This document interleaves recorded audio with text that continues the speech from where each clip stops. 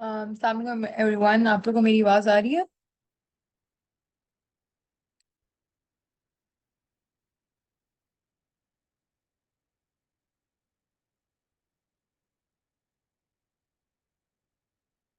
ठीक है। अच्छा, मैं आज हम बात करेंगे कि बेसिकली किस तरह से पेपर को अटेम्प्ट किया जाए। ठीक है। मैं तीन चार क्वेश्चंस आप लोगों को, एक तो मैंने स्लाइड में डाला हुआ और ये मैं यूजली बच्चों के साथ शेयर करती हूँ जब भी क्लास होती है। बाकी मैं आपको वर्बली बताऊंगी या बोर्ड पे लाइक कर लेंगी कौन से जार्गन्स इंपॉर्टेंट है, आप एंथ्रोपोलॉजी का पेपर अटेम्प्ट कैसे करते हैं, क्योंकि मेजोरिटी केसेस में मसला यही है कि पेपर अटेम्प्ट नहीं करना आता एंथ्रो का। और वो ये है कि जार्गन्स नहीं सही यूज किए जा रहे होते, आप क्वेश्चन वैसे अटेम्प्ट कर रहे होते हो बट आप वो जार्गन्स नहीं यूज कर पा रहे होते। सो पहली चीज के जो क्वेश्चंस आते हैं ना, उनके क्वेश्चंस आने की एक लाइक एक तरीका होता है इस तरह से कि एक तो वो ना, जब भी किनशिप हो, इकोनॉमिक ऑर्गेनाइजेशन हो, इकोनॉमिक हो, पॉलिटिकल हो, रिलीजन हो, और हाँ ये सारे, और खासतौर पर अगर कंटेम्परेरी प्रॉब्लम्स की बात हो रही हो, इस सब में ना वो पाकिस्तानी कॉन्टेक्स्ट डाल देते हैं। ठीक है, कि फॉर एग्जांपल वो कहेंगे कि अच्छा आप बताएं कि जी प्रिमिटिव इकोनॉमिक सिस्टम क्या था, और पूछ लें how is it different from today's Pakistan economic system. ठीक है। अब वो आपसे उन्होंने दो क्वेश्चंस पूछे। यूजली बच्चे क्या करेंगे, प्रिमिटिव इकोनॉमिक सिस्टम को ब्रीफली डिस्क्राइब करेंगे, और गलती क्या करेंगे कि जैसे जैसे करंट अफेयर्स का एग्जाम होता है ना, आप वैसे क्वेश्चन को अटेम्प्ट करने लग जाओगे कि पाकिस्तान का इकोनॉमिक सिस्टम इस तरह से हो रन हो रहा है, या इस तरह से प्रोडक्शन सिस्टम ये है, डिस्ट्रीब्यूशन सिस्टम ये है। ठीक है, लाइक ये बहुत एक आप सही से उस क्वेश्चन को एड्रेस नहीं कर रहे। ठीक है, this is not a right way to attempt any question. ठीक है, अगर आपको पाकिस्तानी कॉन्टेक्स्ट में आ जाता है, आप सबसे पहले बात शुरू करोगे कि प्रिमिटिव इकोनॉमिक सिस्टम था क्या। ठीक है, प्रिमिटिव इकोनॉमिक सिस्टम में जब बात होती थी तो शुरू आप करते थे इकोनॉमिक सिस्टम को प्रोडक्शन, डिस्ट्रीब्यूशन एंड कंजम्पशन से। ठीक है, प्रोडक्शन के अंदर आपके आती थी आगे चार टाइप्स। ठीक है, जिनके बारे में आप बात करते थे कि जो फोर बेसिकली जिसमें आप बात करते थे कि अच्छा जो प्रिमिटिव इकोनॉमिक सिस्टम था वो उसके अंदर क्या होता था कि आप हंट करते थे, फिर फूड गैदर करते थे, एक इस तरह से प्रोडक्शन का होता था। फिर आप आहिस्ता आहिस्ता उसके ऊपर चले गए कि अच्छा फॉरेजिंग, आप डोमेस्टिकेशन पे चले गए कि आपने कहा कि डोमेस्टिकेटेड एनिमल्स, और इस चीज के ऊपर आप आ गए। उसके बाद फिर आप आगे हॉर्टिकल्चर की, अच्छा लाइक फार्मिंग आ गई है, बट फार्मिंग इस तरह की फार्मिंग है कि आप कह लें कि कोई टेक्नोलॉजी नहीं यूज हो रही है, वो ट्रांजिशन देख रहे हैं। ठीक है, वो इकोनॉमिक सिस्टम में आप सारी ट्रांजिशन बताएंगे।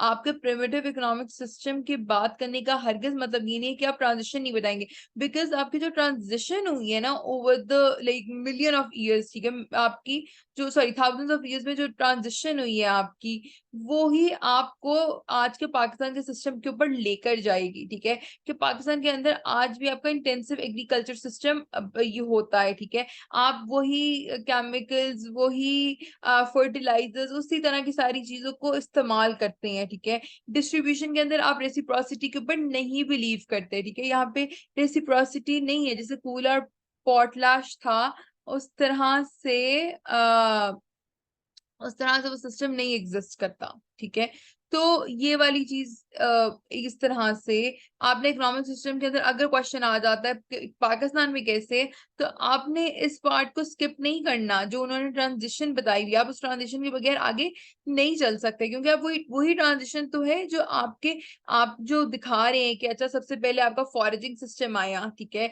जिसके अंदर हंटिंग गैदरिंग होती थी। ठीक है, और उसके थ्रू आप उसके थ्रू आपका पूरा इकोनॉमिक सिस्टम चल रहा था। ह्यूमंस जो थे उसी के थ्रू खाना कंज्यूम कर रहे थे, प्रोड्यूस कर रहे थे, और उसी तरह से आपस में डिस्ट्रीब्यूट करते थे। फिर आप पेस्टोरलिज्म पे गए, जिसके अंदर आपने कहा कि डोमेस्टिकेटेड एनिमल्स का आपने कॉन्सेप्ट लिया है कि आपको ह्यूमंस को आता है कंट्रोल करना एनिमल्स को। ठीक है, जिससे वो एग्रीकल्चर तो नहीं उस टाइम पे, बट वो जिस तरह से अब वो स्लॉटरिंग की तरफ चले गए, मिल्किंग की तरफ चले गए, कि अच्छा वो शीप्स, गोट्स, कैटल वगैरह रखने लग गए, पिग्स को रखने लग गए घर पे, तो लाइक डोमेस्टिकेट कर दिया। तो ये सारा फिर आपका थर्ड आता है कि आप हॉर्टिकल्चर की तरफ गए। हॉर्टिकल्चर एक ऐसा प्रोडक्शन सिस्टम था जो बेसिकली आपकी लो टेक्नोलॉजी फार्मिंग के ऊपर बेस्ड था। ठीक है, अब उसके अंदर अब आप देखेंगे अगर आपकी कोई इरिगेशन, फर्टिलाइजर, कोई ड्राफ्ट, कोई ड्राफ्ट एनिमल्स कुछ नहीं यूज हो रहा, आपका इंटेंसिव एग्रीकल्चर के अंदर ये सारा कुछ शुरू हुआ है। इंटेंसिव एग्रीकल्चर के अंदर जाके आपने दिखाया कि बहुत सरप्लस प्रोड्यूस हो रहा है, तो पाकिस्तान के अंदर भी सरप्लस है। आप पाकिस्तान की एग्जांपल इस तरह से देंगे, आप बताएंगे कि इंटेंसिफिकेशन और प्रोडक्शन जो हुई है वो किस तरह से हुई है, ठीक है। वो आप उसी कॉन्टेक्स्ट से बात करेंगे, ठीक है। कहाँ से बात करेंगे कि जब पॉपुलेशन इंक्रीज होती गई तो आपको प्रोडक्शन भी इंटेंसिफाई करती है। आपका लैंड जो था वो आपके प्रोडक्टिव लैंड की जो एक्सपैंड नहीं हो रहा था, आपके आपकी प्रोडक्शन बस बढ़ रही थी, क्योंकि आप जो थे आप टेक्नोलॉजी को ले आए। आप टेक्नोलॉजी के थ्रू आप उस चीज को लाइक रेगुलेट करने लगे। फिर आप जो है बताएंगे रूरल और एग्रीकल्चरल जो लोग हैं वो किस तरह से जो पेजेंट्स होते हैं उनका क्या रोल है इस सारे सिस्टम के अंदर पाकिस्तान के अंदर रहते हुए। उनका फिर आप वही उसी तरह से बात करें कि वो कि अब आप देखें कि बहुत ज्यादा जो सब्सिडीज मिलती हैं ना, अगर आप वीट शुगर इन सब में बात करें तो वो उनको मिलती हैं जो वो बहुत लाइक वो क्या कहते हैं जिनके पास ज्यादा कंट्रोल होता है लैंड का, ठीक है। वही जो जिनके वो एक कहते हैं ना शुगर माफिया, या कहें वो जो शुगर जो प्रोडक्शन बहुत मैसिव स्केल पर कर रहे हो तो उनमें सब्सिडीज मिल रही थी। आप ये सारी बात करें, बट ये बात आपकी एंड पर आनी चाहिए। डू नॉट मेक एंथ्रोपोलॉजी का पेपर करंट अफेयर्स का पेपर, क्योंकि आपका पूरे का पूरा क्वेश्चन गलत हो जाएगा। उन्होंने आपसे नहीं पूछा कि करंट क्या है, उन्होंने बस पूछा है कि इकोनॉमिक प्रिमिटिव सिस्टम क्या था, ठीक है। हाउ प्रिमिटिव सिस्टम में भी कह ले, how primitive system was different from Pakistan economic system आज का। तो वो आपने उसी कॉन्टेक्स्ट में बात करनी है, ठीक है। आपने उस कॉन्टेक्स्ट को चेंज करिए। करंट अफेयर आप एग्जांपल दें, बट आप उस एग्जांपल को फिर जार्गन्स करंट अफेयर्स के नहीं यूज करने हैं। आपने आपने वही जार्गन्स यूज करनी है जो आपके एंथ्रोपोलॉजी के अंदर इंटेंसिव एग्रीकल्चर के अंदर यूज हुए हैं, ठीक है। आपने उस चीज को बदल नहीं देना। आप बताएं कि इंटेंसिव एग्रीकल्चर की वजह से फिर आपकी सिविलाइजेशन फॉर्म हुई, it became like a form of society जिसके अंदर आपकी एडमिनिस्ट्रेशन आ गई, और उसी तरह से आज तक चलता आ रहा है। आपकी सिटीज की जो बिगिनिंग पॉइंट था वो यही था। आप ये सारी जरूर बातें करें, लेकिन आप ये सारी बातें करेंगे एंथ्रोपोलॉजी के कॉन्टेक्स्ट से। जैसे आई नो समवन जिसने पेपर अटेम्प्ट किया, आई थिंक पॉलिटिकल ऑर्गेनाइजेशन का क्वेश्चन था इसी तरह पाकिस्तानी कॉन्टेक्स्ट में। और मुझे जब उस लाइक बच्ची ने एक्सप्लेन किया कि उसने क्वेश्चन कैसे अटेम्प्ट किया था, ये अभी का जब रिजल्ट आया है कि मेरे पास लाइक पॉइंटर्स हैं, और मैंने जब उसने क्वेश्चन एक्सप्लेन किया मुझे, तो वो यही था कि it like sounded like a current affair answer, कि करंट अफेयर का आंसर आपने उठा के एंथ्रो के अंदर लाइक बेसिकली वो लिख दी है। तो ये नहीं करना, ठीक है। मैं डूज एंड डोंट्स दोनों मेंशन कर रही हूँ, अगर मैं सिलेबस के साथ इसलिए कर रही हूँ क्योंकि क्वेश्चन आपके इसी तरह से आते हैं। ये आपके एक दो क्वेश्चन आपके हमेशा इस कॉन्टेक्स्ट में आते हैं। फिर एक क्वेश्चन आपका हमेशा पहले उसमें आता है कि वो पूछ लेंगे आर्कियोलॉजिकल लिंग्विस्टिक और जो सब फील्ड है उनके ऊपर बात कर लेंगे, ठीक है।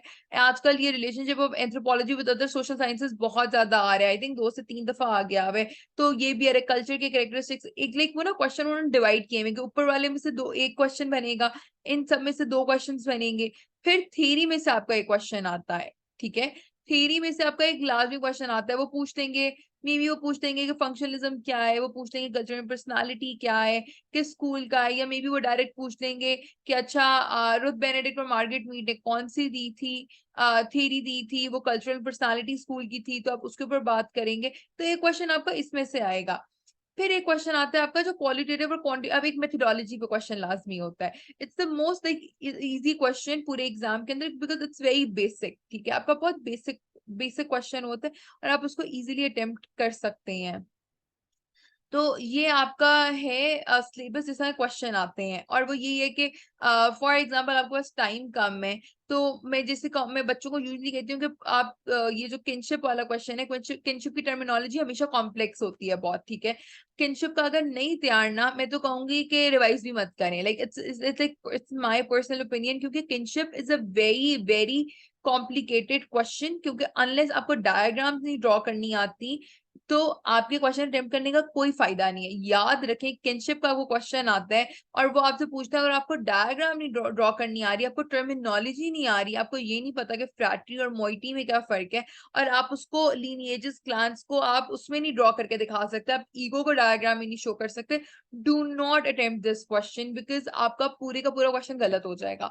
क्योंकि आपके किनशिप के अंदर बातें बहुत सिंपल है, बट आपकी डायग्राम, और अगर जो बच्चा जिसको लगता है कि किनशिप बहुत अच्छा है, ऐसा नहीं किनशिप में मैं जैसे हमेशा पेपर में अवॉइड करती हूँ किनशिप को, और मुझे किनशिप मुझे आता है बट मैं फिर अवॉइड करती हूँ क्योंकि मुझे जब पता है कि मुझे एक जगह पे इकोनॉमिक ऑर्गेनाइजेशन का क्वेश्चन है, या मे बी एक मुझ पे पूछा जा रहा है कि टेलर की रिलीजन की क्या थ्योरी थी, और एक जगह पे मैंने किनशिप अटेम्प्ट करने, तो मैं ऑब्वियसली आई गो टू ये आई अटेम्प्ट टेलर वाला क्वेश्चन, क्योंकि I know it's very simple.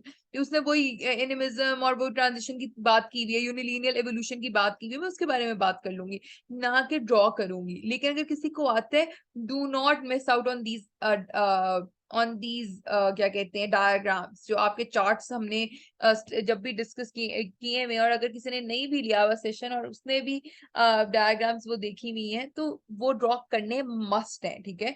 इस तरह से एज सच इसके अंदर मतलब अगर आप फ्लो चार्ट बना रहे हैं तो लाइक अच्छी चीज है। मतलब बाकी क्वेश्चंस में अगर आप दिखाना चाह रहे हैं कि अच्छा मैरिज की टाइप्स है और आप दिखाना चाह रहे हैं, फैमिली का कोई आप टाइप बताना चाह रहे हैं, तो आप उसमें वो डिफरेंट लाइक जैसे फ्लो चार्ट हम बना के थोड़ा पेपर को अच्छा बनाने के लिए आप वो जरूर करें।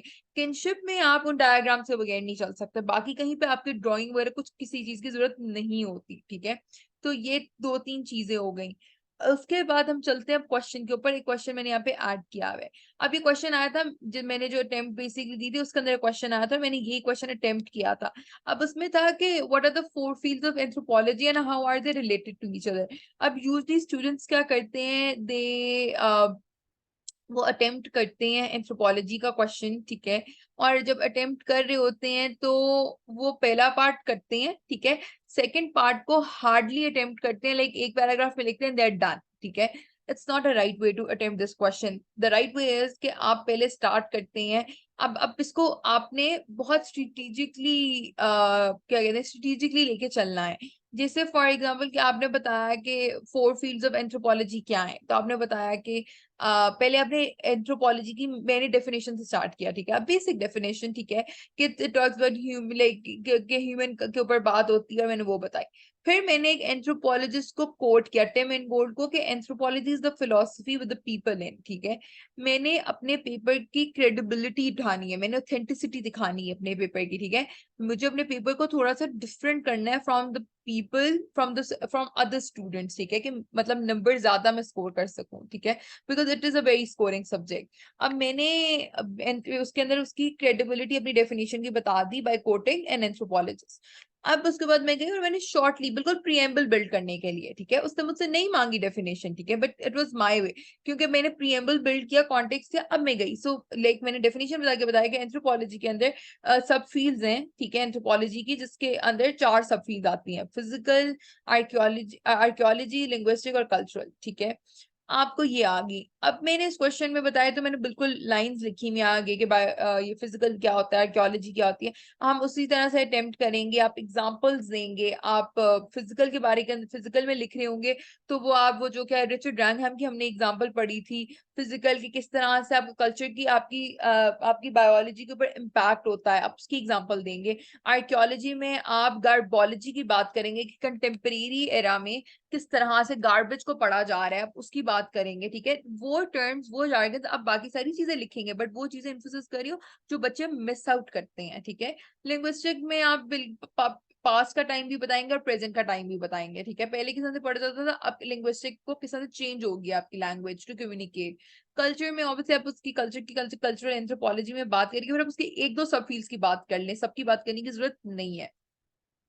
बच्चे यहाँ तक अटेम्प्ट करते हैं यूरिया के सिमिलैरिटीज कैसे रिलेट करते हैं, वो बच्चे 1-2 हेडिंग देते हैं और बात खत्म कर देते हैं, या एक पैराग्राफ लिखते हैं, there done. Don't do this, ठीक है। आपने क्या करना है, आपने सिमिलैरिटीज बतानी है, ठीक है। अब सिमिलैरिटीज आपने उसी कॉन्टेक्स्ट में बतानी है। अब आप देखेंगे सब चारों सब फील्ड ह्यूमन चेंज की बात करती हैं, ठीक है। मैंने हेडिंग दे दी कि स्टडिंग ह्यूमन चेंज, ठीक है। आप स्टडिंग ना भी लेके आप लिख दें ह्यूमन चेंज, ठीक है, और आप उसमें बताइए कि चारों किस तरह से इसके ऊपर बात करते हैं। फिर मैंने बताया होलिज्म, ठीक है, होलिस्टिक पर्सपेक्टिव है चारों में, चारों कोई भी पर्सपेक्टिव को ना निकाल नहीं रहे, पास्ट की भी बात कर रहे हैं, प्रेजेंट की भी बात कर रहे हैं, ठीक है। कंटेम्परेरी एरा में जो हो रहा है उसकी बात भी हो रही है, उसमें आप चीजों का जिक्र कर देंगे। आर्कियोलॉजी किस तरह से कंटेम्परेरी एरा में बात कर रही है, ठीक है, उसके ऊपर अंदर काम कर रही है। फिर उसके बाद सबका एक पॉइंट ऑफ व्यू है विच इज कल्चरल रिलेटिविज्म, किसी का भी ना एथनोसेंट्रिक व्यू नहीं है।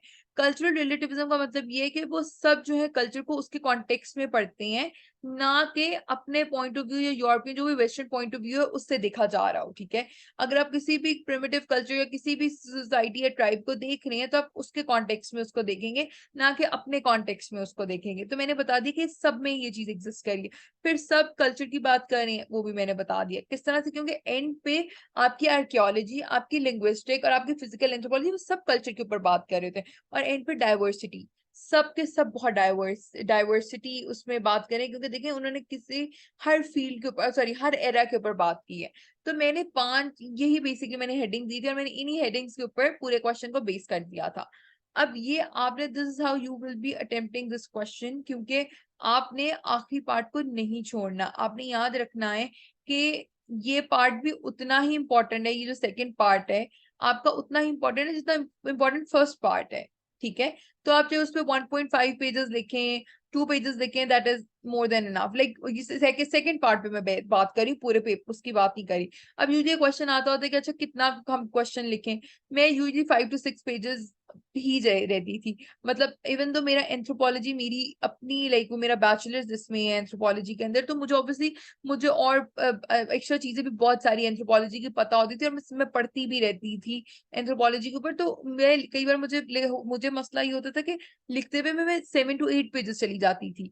बट कई बार क्या होता है कि आप इस क्वेश्चन में तो 7 to 8 पेजेस चले गए, बट आपके पास एक तो टाइम कम रह गया, गलती आपकी सबसे बड़ी, ठीक है। दूसरा, आपका कोई एक क्वेश्चन आ गया जिसमें आप 5 पेजेस से ज्यादा जा ही नहीं पा रही, क्योंकि आप आपसे कंटेंट आपको आ ही नहीं रहा माइंड में आपके, क्योंकि इससे ज्यादा कंटेंट है ही नहीं प्रॉब्ली, ठीक है। तो ये गलती नहीं करनी, कोशिश करें कि सारे इक्वल उसमें ही चल रहे हो। Like 5 to 6 pages are good level, like 6 pages अच्छे नंबर होते हैं, 5.5 भी अच्छा होता है। वैसे यूजली कहा जाता है कि 4.5 to 6 इज फाइन, 4.5 भी है तो ठीक है। तो लेकिन मैं कहूंगी 4.5 से ऊपर ही रखें आप अपने क्वेश्चंस को, क्योंकि हेडिंग देनी है, कंटेंट डालना है, तो अच्छी आपको हेडिंग वगैरह करते हुए इस चीज का ध्यान रखें। Guys, any questions before I move on to किसी और क्वेश्चन पे जो हम अटेम्प्ट कर सकें?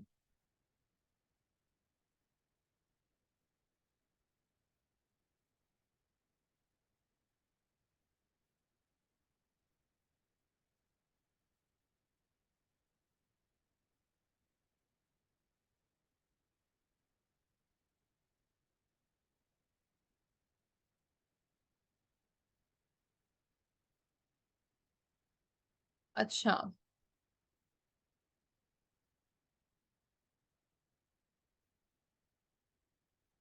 अब हम चलते हैं नेक्स्ट क्वेश्चन पे।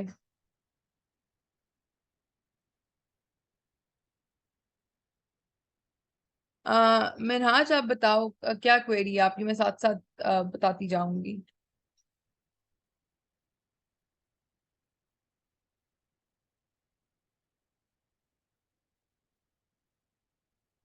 Do you want me to unmute you?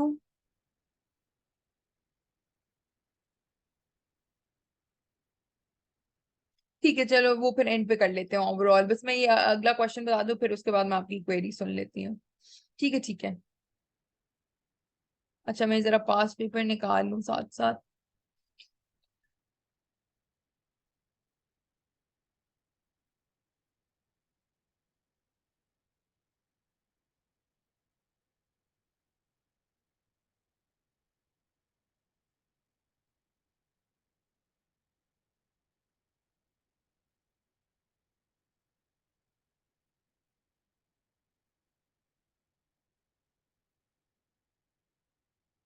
Guys sorry, बस मुझे थोड़ा टाइम लग रहा है, पता नहीं डाउनलोड होने में।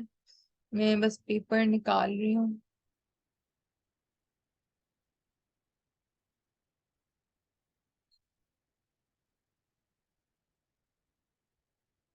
अच्छा, अब जैसे यहाँ पे 2022 सीएस में ना लेटेस्ट इसलिए डिस्कस कर रही हूँ क्योंकि ऑब्वियसली कोई पैटर्न आने लग जाता है। 2015 16 17 18 के पेपर्स बहुत इजी हैं, अब बाकी वो थोड़े से ना चेंज कर रहे हैं। अच्छा, अब फॉर एग्जाम्पल ये क्वेश्चन है, and define ethnocentrism and cultural relativism, ठीक है, and discuss the advantages and disadvantages of ethnocentrism and cultural relativism। वैसे ये क्वेश्चन ऐसा क्वेश्चन है कि चले आप लोग की बहुत मजबूरी होगी तो आप ये क्वेश्चन अटेम्प्ट कर रहे हैं, जी नाजिश, आप लिखो चैट बॉक्स में अगर कोई क्वेश्चन है तो। सो अगर आप इस क्वेश्चन को अटेम्प्ट करते हो, ठीक है, आप इसमें उन्होंने कहा है कि पहले तो आप इथनोसेंट्रिज्म और कल्चरल रिलेटिविज्म डिफाइन करें, ठीक है। हाँ हाँ, मैंने नहीं शेयर किया हुआ क्वेश्चन। मैं ऐसा करती हूँ, शेयर कर लेती हूँ, गिव मी अ सेकेंड। मैं क्वेश्चन लैपटॉप पे क्वेश्चन खोल लेती हूँ।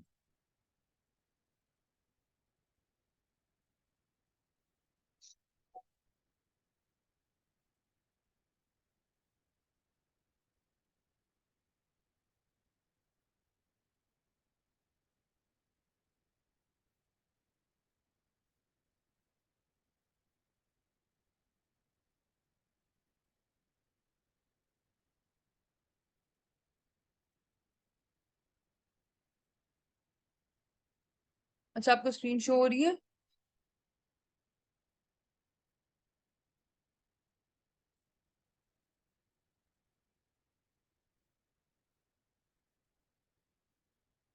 अच्छा, अब क्वेश्चन मैं कैसे अटेम्प्ट करूंगी, ठीक है। अब उन्होंने कहा है कि आप इथनोसेंट्रिज्म को डिफाइन करें और कल्चरल रिलेटिविज्म को डिफाइन करें।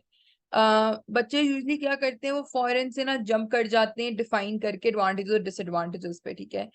आपने थोड़ा प्रिएम्बल बिल्ड करना जरूरी है, खींचना नहीं है, लंबी नहीं करनी, बट आपने पॉइंट पे बात लाइक थोड़ा सा प्रिएम्बल बिल्ड करना है कि आपको पता है कि मसला डिसएडवांटेजेस जो स्टेम कर रहे हैं ना, वो कहाँ से स्टेम कर रहे हैं। अब जब एथनोसेंट्रिज्म को आपने डिफाइन कर लिया और कल्चरल रिलेटिविज्म को आपने डिफाइन कर लिया ना, तो उसके साथ आप ये भी बताएं कि एथनोसेंट्रिज्म का आइडिया दिया किसने, ठीक है। एथनोसेंट्रिज्म आपके जो अर्ली एंथ्रोपोलॉजिस्ट थे ना, उनसे आ रहा था ये कॉन्सेप्ट, ठीक है। कि आप बेसिकली दूसरे कल्चर्स को इवेलुएट, अपने प्री कॉन्सेप्शन जो आपके बेसिकली आपके स्टैंडर्ड्स होते हैं अपने कल्चर के, आप उसके थ्रू आप उनको मेजर कर रहे होते हो, ठीक है, दूसरे के कल्चर को देख रहे होते हो। तो आप बताओ कि कैसे जो ये क्या कहते हैं टेलर था, क्या कहते हैं, उसके बाद आपके जो लाइक एवोल्यूशनिस्ट जो थे, और फिर डिफ्यूजनिस्ट जो थे, ये सारे किस तरह जो ये जो अर्ली बेस एंथ्रोपोलॉजिस्ट थे, ये सारे एथनोसेंट्रिक व्यू के थे। अब आप दो तीन चार लाइंस में इसकी बात जरूर करें, ठीक है, क्योंकि आपने अपने पेपर की क्रेडिबिलिटी सेट करनी है, आपने पेपर को अंदर बताना है। आपने खाली खाली वो होता है ना, जार्गन्स जार्गन्स इस तरह से आते हैं आपके। एथनोसेंट्रिज्म तो है कि आइडिया किसने बेसिकली आया ना, किस तरह से जनरेट कर रहे हैं, कहाँ से जनरेट करके इतना प्रिवेल करने लग गया, तो वो वहां से कर रहा है, ठीक है। कि आपने कहा कि ये कल्चर दूसरे उस कल्चर से बेहतर है, जैसे वो इजिप्टोलॉजी का कॉन्सेप्ट था डिफ्यूजनिज्म में, वो वाली उसकी बात करें, हल्की सी बात करें उसकी, ठीक है। फिर कल्चरल रिलेटिविज्म पे जाएं, कल्चरल रिलेटिविज्म को डिफाइन करके बताएंगे कल्चरल रिलेटिविज्म किस तरह से आया। कल्चरल रिलेटिविज्म याद है किसने कॉन्सेप्ट दिया था?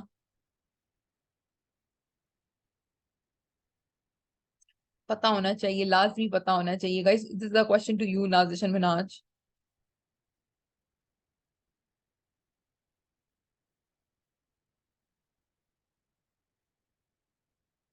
नहीं नहीं नहीं, बिल्कुल भी नहीं।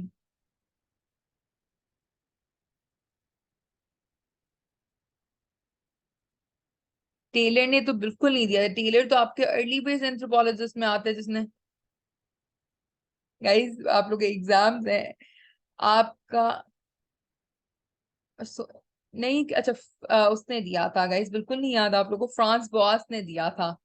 फ्रांस बॉस ने इन लोगों के ऊपर जब क्रिटिसिज्म दिया था ना, तो उसने कहा था कि कौन कि आप जो है हिस्टोरिकल पर्टिकुलरिज्म का, जब उसने वो कॉन्सेप्ट नहीं दिया था कि आप हर किसी की डिफरेंट हिस्टोरिकल वो होती है, एवोल्यूशन होती है हर सोसाइटी की, ठीक है। तो हर किसी की अपनी हिस्ट्री होती है, यूनिक हिस्ट्री होती है। तब उसने कहा था कि तो आप इस तरह से कल्चर को नहीं आप क्वेश्चन कर सकते। तो उस टाइम पे आपके टेलर जो एवोल्यूशनिस्ट थे आपके, ठीक है, एवोल्यूशनिस्ट जो मॉर्गन और टेलर थे, और आपके डिफ्यूजनिस्ट जितने थे, उनके ऊपर ये सारा क्रिटिसिज्म आया था। अब ये पॉइंट आपका काम वहां पे डिफाइन, आपने इनके नाम लिखने हैं, नाम लिखेंगे आपके पेपर की ऑथेंटिसिटी और क्रेडिबिलिटी बनेगी, ऑथेंटिसिटी ज्यादा आएगी कि आपको पता है कॉन्सेप्ट कहाँ से आ रहे हैं। खाली उन्होंने आपके एडवांटेजेस डिसएडवांटेजेस देखिए क्या करनी है, ठीक है। मैं पेपर चेक कर रही हूँ ना, मैं कभी किसी बच्चे को नंबर ना दूं, मैं कहूंगी कितनी बेसिक सी बात है कि आप ये तो बताओ कि कल्चरल रिलेटिविज्म को, लाइक ये नहीं मैं कह रही कि आप दो दो पेजेस लिख दो, बिल्कुल भी नहीं ये करना, बट प्रियम्बल प्रियम्बल बहुत इंपॉर्टेंट लगता है मुझे, ठीक है। लाइक एंथ्रोपोलॉजी में आपके जार्गन्स में देखूंगी। फिर उसके बाद आपके हैं advantages and disadvantages of ethnocentrism and cultural relativism, ठीक है।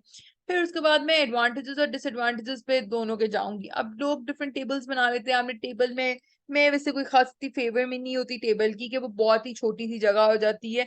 आप उसको कल्चरल रिलेटिविज्म के फायदे बताएं, फिर नुकसान बताएं, फिर एथनोसेंट्रिज्म के बताएं, ठीक है। उसमें बीच में अगर आप एग्जांपल देते हुए, एग्जाम्पल भी दे, खाली हेडिंग्स देख के ये नहीं कि आप बस एक एक लाइन लिखते जाए, आप साथ एग्जाम्पल भी दे। आपने एथनोसेंट्रिज्म और कल्चरल रिलेटिविज्म में चले ना ज्यादा एक्सप्लेन करें, आपने बस बता दिया कि ये कॉन्सेप्ट इसने ज्यादा यूज किया था ये, लेकिन याद रखें एथनोसेंट्रिज्म का जो कॉन्सेप्ट है ना, वो एक सोशियोलॉजिस्ट ने स्टार्ट किया था। वो आपके ये आइडिया, ये टर्म जो कॉइन की है ना, ये इन्होंने नहीं की, उनकी बेस थी एंथ्रोपोलॉजिस्ट की एथनोसेंट्रिक व्यू वाली। उन्होंने उस आइडिया को बस उस चीजों का री किया था।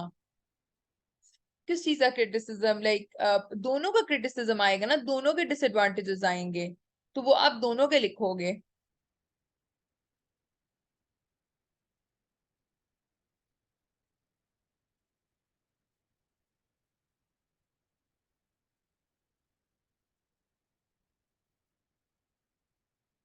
ठीक है, कोई क्वेश्चन इसके ऊपर?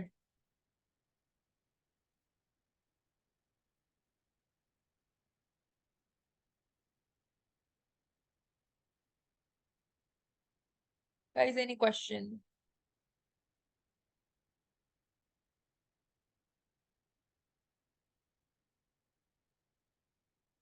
इससे मैं थोड़ा सा ना आप लोगों को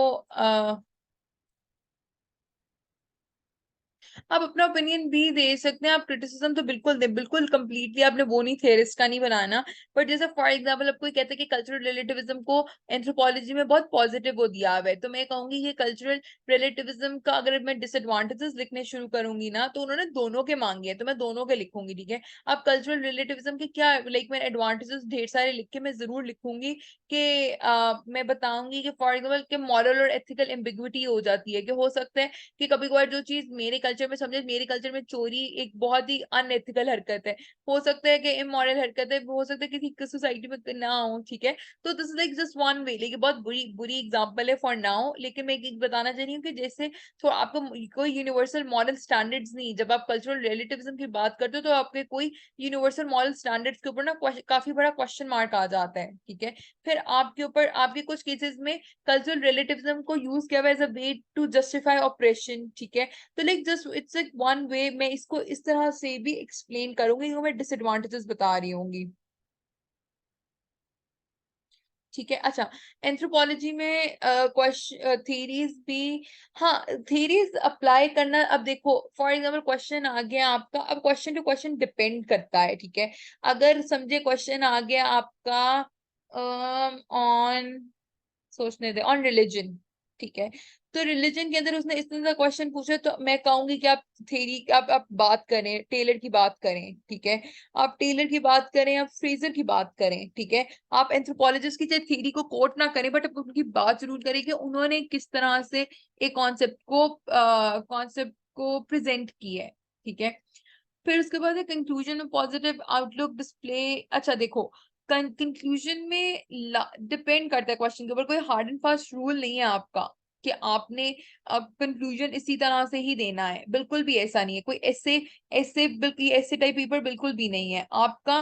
जैसे फॉर एग्जांपल मैं सोशल स्ट्रेटिफिकेशन का क्वेश्चन अटेम्प्ट कर रही हूँ, ठीक है। अब मैंने कंक्लूड जब करना होगा, मैंने बता दिया कि स्ट्रेटिफिकेशन क्या है, मैंने बता दिया कास्ट और class societies, south Asian context में क्या है। अब मैं कंक्लूड कर रही होंगी तो मैं बस इसी चीज को री कर दूंगी अपने पूरे आइडिया को, कि सोशल सर्टिफिकेशन इस तरह से एग्जिस्ट करती है और इन सोसाइटीज में इस तरह से प्रिवेल कर रही है, और काफी ज्यादा मतलब कि मैं उन्हीं आइडियाज को विद डिफरेंट लैंग्वेज जिस तरह से कंक्लूड किया जाता है उसको खत्म कर दूंगी। ब्लीक व्यू हो ना हो, इट डजेंट रियली मैटर, आपने उस पूरी चीज को समराइज कर देना होता है कि आपका ये पॉइंट ऑफ व्यू है, ठीक है।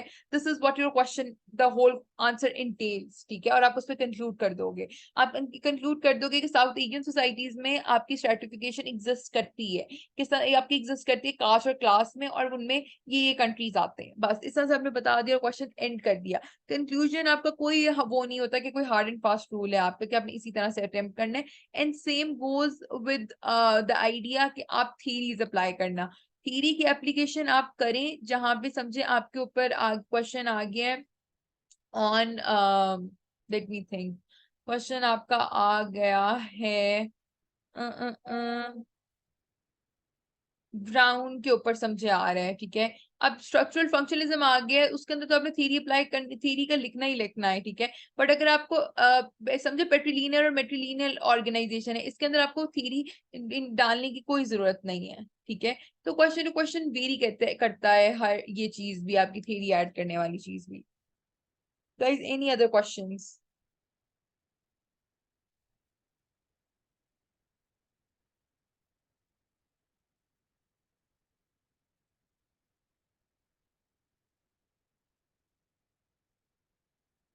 परफेक्ट।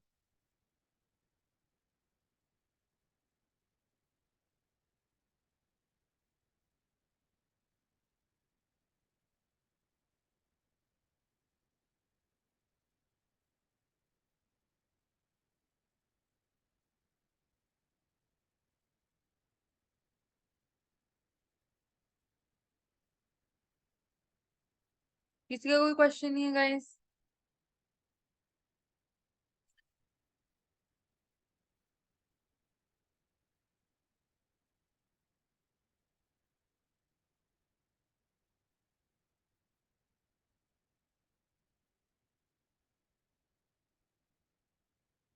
अच्छा, मिनहाज, देखो, मैं कहूंगी कि अगर आप कह रहे हो ना कि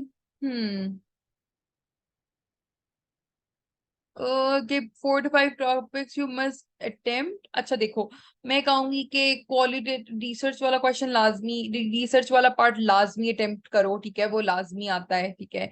फिर उसके बाद आपका, आप क्या कहते हैं, ये जो है ना, marriage, economic system, political system, race, ethnicity, ठीक है। और ये सारे असल में ना एक ही तरीके देखें, इनमें ट्रांजिशन वाली चीज होती है, इकोनॉमिक सिस्टम उसी तरह से बात करें तो बड़े ओवरलैपिंग होते हैं। तो मैं इनको यूजली दो टॉपिक्स ही कहती हूँ क्योंकि इनमें बहुत ज्यादा air, religion, religion is also very important. आप ये क्वेश्चन अटेम्प्ट कर दो। मुझे ये लगता है कि अब देखो क्वेश्चन ना, अब पेपर्स ना थोड़े चेंज हो रहे हैं, ठीक है। मैं ये नहीं कहूंगी कि मुझे लाइक कि लाजमी मैं कहूंगी कि आप यही यही क्वेश्चन प्रिपेयर करो, बट मुझे लगता है कि आपके 2-3 क्वेश्चन इजीली अटेम्प्ट हो सकते हैं फ्रॉम द रिसर्च, ठीक है। रिसर्च का एक क्वेश्चन लाजमी आ जाता है। फिर आपकी religion, political organisation, economic organisation, और ये किनशिप वगैरह, और ये एथनिसिटी एंड रेस, इन सब में से 2 क्वेश्चंस आ जाते होते हैं, ठीक है, 2 लाजमी आते हैं। तो ये मैं कहूंगी कि ये तैयार कर लो, ठीक है, इनमें से ज्यादा भी आ जाते हैं। और आपकी वैसे तो सारा ही फिर कवर हो जाता है। जैसे अगर आपको ये सब नहीं प्रिपेयर करना तो जैसे थ्योरी एक लाजमी आती है, ठीक है, वो सब मत अटेम्प्ट करो, आप थ्योरी सारी एक एक बारी लाजमी अटेम्प्ट कर लो, थ्योरी कर लो, और साथ उसके क्या कहते हैं मेथोडोलॉजी कर लो, इसमें से 2 क्वेश्चन आ गए आपके, ठीक है। और फिर रिलीजन कर लो और पॉलिटिकल ऑर्गेनाइजेशन, सॉरी, रिलीजन कर लो और साथ एथनिसिटी और रेस कर लो, ये 4 चीजें टॉपिक्स कर लो। तो इससे होगा कि मेजर क्वेश्चन इसी तरह आते हैं। लेकिन अब उन्होंने बहुत ज्यादा इन डेप्थ जाने लगे तो I can not really say, and I don't want to say basically कि, बट वो ये कि थ्योरी और मेथोडोलॉजी से एक एक क्वेश्चन लाजमी आ जाता है आपका। लेकिन गाइस इतना तो पता होना चाहिए कि कल्चरल रिलेटिविज्म का कॉन्सेप्ट कहाँ से आया था, ये बेसिक क्वेश्चन है आपकी। लाइक मैं बिल्कुल आप लोगों को नहीं करी कि आप लोग को रिवीजन फिर करनी चाहिए कि इस इन चीजों की, कि छोटी छोटी चीजों की पता हो। अच्छा, 20 मार्क्स के क्वेश्चन के लिए कितने पॉइंट्स, और वही पॉइंट्स आर्ग्यूमेंट्स और points doesn't really matter. I think question to question vary करता है, इसलिए इट डजंट रियली मैटर। क्योंकि देखो, अब मैं जब सोशल स्ट्रेटिफिकेशन लिख रही होंगी ना, तो उसमें मैं क्या आर्ग्यूमेंट्स नहीं है ये, देखो ये कोई इंटरनेशनल रिलेशंस या वो कोई करंट अफेयर्स या वो वाला पेपर बिल्कुल भी नहीं है। उसको बिल्कुल भी, इस एंथ्रोपोलॉजी को बिल्कुल भी उस तरह का पेपर नहीं समझो। इसमें बहुत चीजें स्ट्रेट फॉरवर्ड है, बहुत ज्यादा। कि आपको सोशल स्ट्रेटिफिकेशन उन्होंने पूछा है ना, तो आप बस सीधी तरह सोशल सर्टिफिकेशन बताओ कि है क्या। ठीक है, आप सोशल सर्टिफिकेशन के दूसरे एस्पेक्ट्स के ऊपर बात करो। ठीक है, आप बताओ कि किस तरह से बाकी लाइक वर्ल्ड वाइड कैसे सर्टिफिकेशन एग्जिस्ट कर रही है, कि कहाँ से स्टेम हो रही है, ये बात करो। फिर उसके अगले पार्ट पे चले जाओ कि कास्ट और क्लास सोसाइटीज के अंदर। नहीं नहीं, टू द पॉइंट नहीं लिखना, टू द पॉइंट बिल्कुल नहीं मैं कह रही। टू द पॉइंट नहीं मैं कह रही, मैं सिर्फ ये कह रही हूँ कि आर्ग्यूमेंट्स आर्ग्यूमेंट्स आप, ये होता है ना कि हम आर्ग्यूमेंट्स बैठ के डिसाइड कर देंगे अच्छा 4-5 पॉइंटर्स होने चाहिए, ऐसे नहीं होता। आप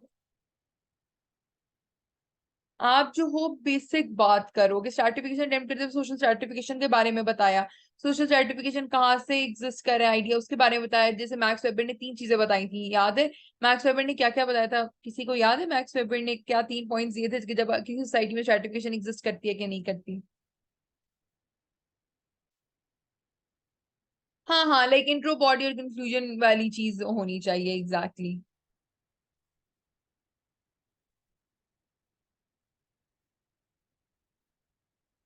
नो नो वरीज। मुझे बताएं आप लोग के जो क्वेश्चन है कि सोशल स्ट्रैटिफिकेशन में 3 चीजों के थ्रू आपको पता चलता है एक सोसाइटी स्ट्रैटिफाइड सोसाइटी है, जो वेबर ने बताया था, मैक्स वेबर ने। हमने 3 कैरेक्टरिस्टिक्स पढ़े थे।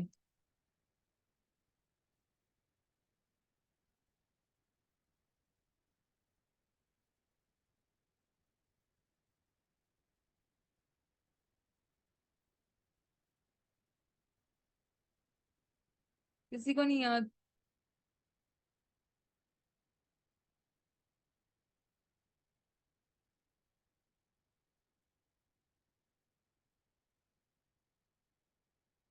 अच्छा गाइस, 3 कैरेक्टरिस्टिक्स मैक्स वेबर ने बताए थे, वो please go back to the slides जो मैंने शेयर की थी, उसमें थे पावर, वेल्थ और प्रेस्टीज। ठीक है, सोशल सर्टिफिकेशन आपकी उन जगहों कंट्रीज में एग्जिस्ट करती है जहाँ पे इन तीनों के अंदर, तीनों में इनइक्वालिटी एग्जिस्ट करती हो। आपके पास किसी के पास ज्यादा पावर है, सबके लिए किसी के पास सेम नहीं एग्जिस्ट कर रही, सबके पास डिफरेंट उसमें है कि किसी के पास प्रेस्टीज ज्यादा है, किसी के पास पावर ज्यादा है, किसी के पास वेल्थ ज्यादा है। तो ये किसी किसी के पास ये तीनों चीजें हैं, तो ये वाली आपकी करेक्टरिस्टिक्स हमने पढ़े थे वेबर के। Guys do revise these things, आप जाके, मैं कहूंगी कि मैं तो कहती हूँ कि अगर आप लोग जाके ये 2023, 22, 21, 2020 के पेपर सारे देख लेना, आपके सारे क्वेश्चन रिवाइज हो जाएंगे, क्योंकि मेजर टॉपिक्स आपके आए हुए हैं। तो ये चीज, इसको रिवाइज करें, ठीक है?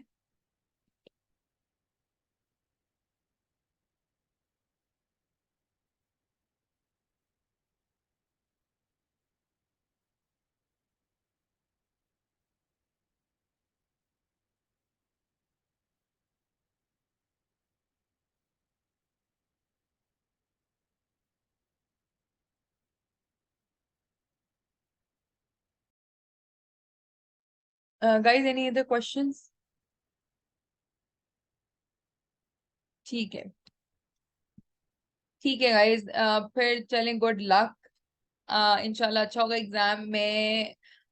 मैं होपफुली अवेलेबल होंगी, प्लीज रीच मी आउट। आप लोगों के पास होगा मेरा नंबर, क्वेश्चन वगैरह हो पेपर से पहले तो reach me out. Thank you. Allah Hafiz.